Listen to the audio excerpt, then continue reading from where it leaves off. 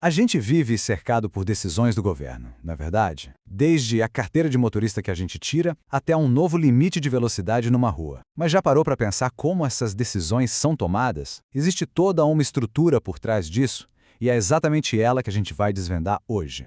Olha só o nosso roteiro. A gente vai ver como o governo age, qual a diferença entre seguir uma regra à risca e ter liberdade para decidir, os tipos de decisão que existem, se dá para voltar atrás em alguma delas e, claro, por que tudo isso importa no nosso dia a dia.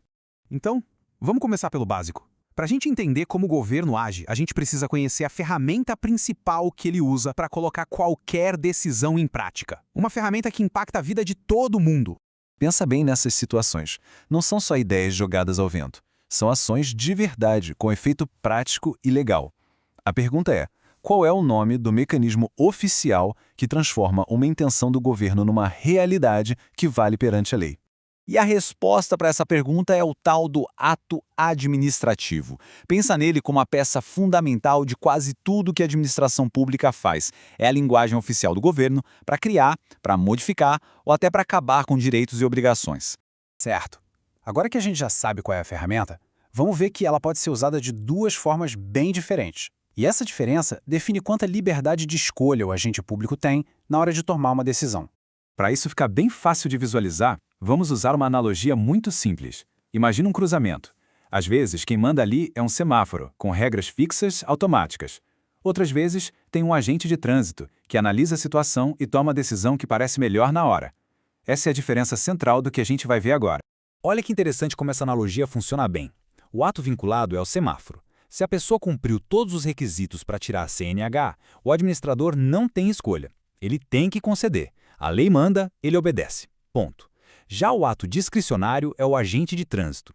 Para autorizar um show na praça, por exemplo, o administrador pode e deve analisar o impacto no trânsito, o barulho, a segurança. Ele tem uma margem para decidir o que é melhor para o interesse público. É uma flexibilidade importante, mas que também exige muita fiscalização para não virar uma decisão arbitrária. Bom, já vimos a ferramenta e os dois jeitos de usar.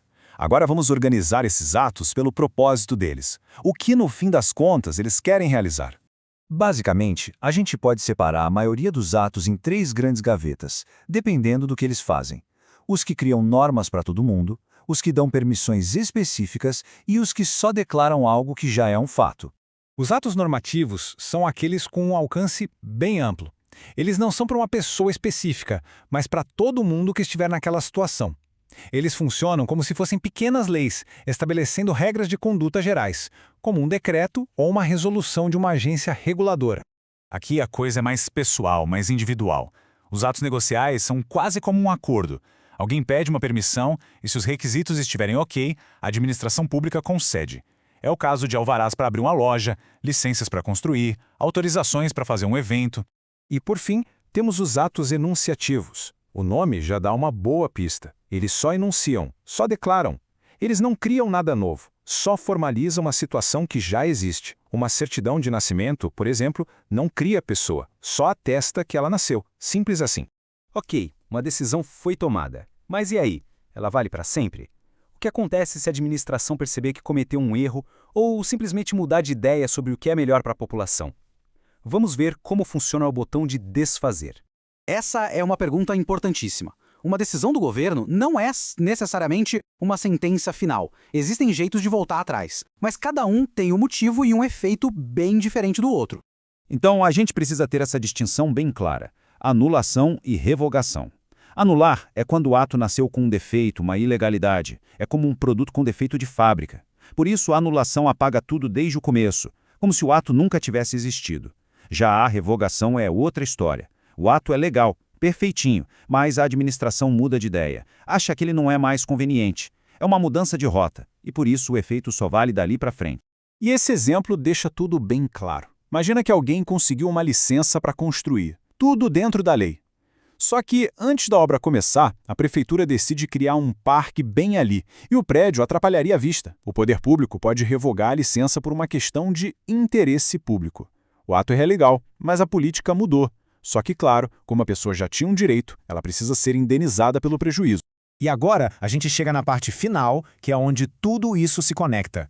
Entender como as decisões do governo são feitas e desfeitas não é só um detalhe técnico, é uma verdadeira ferramenta de cidadania. Porque, no fim das contas, sabia a diferença entre um ato vinculado e um discricionário, ou entre anulação e revogação dá poder. Poder para a gente questionar uma decisão que parece arbitrária, para entender quando um direito está protegido e para cobrar que toda a ação do Estado seja sempre justificada com base no interesse de todos e não em vontades particulares. E para fechar, fica essa reflexão. Esse equilíbrio entre a necessidade do governo de poder mudar de estratégia e a segurança de quem já tem um direito garantido, essa é uma das tensões mais importantes do direito administrativo. E encontrar esse ponto de equilíbrio é um desafio constante para toda a sociedade.